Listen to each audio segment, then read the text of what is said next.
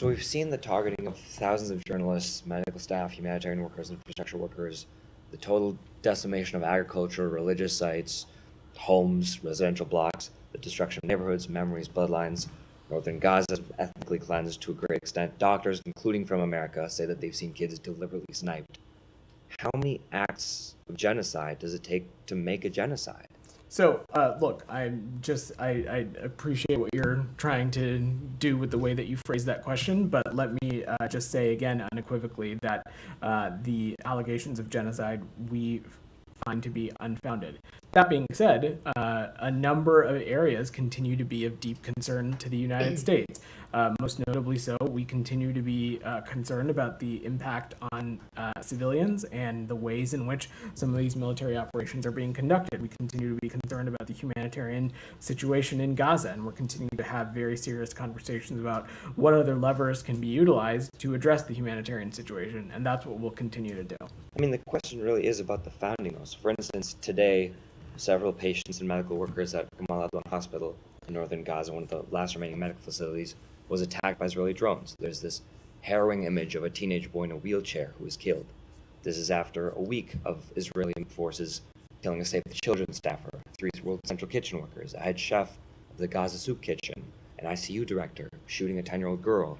And that's in a matter of days. And how do attacks like these that apparently are not an aberration, considering we've seen these over and over again, have anything to do with Hamas?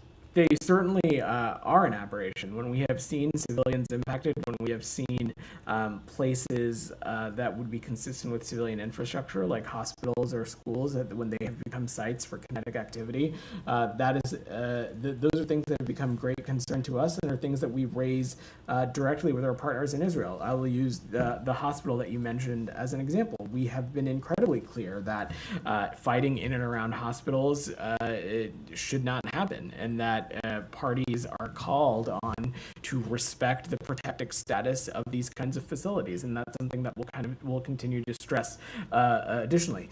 The point, Prem, is that these things are not mutually exclusive. These things, we can continue to have these areas of deep concern and continue to stress and their importance and stress how there needs to be better decision making. There needs to be additional steps taken, whether it be on civilians or humanitarian situation.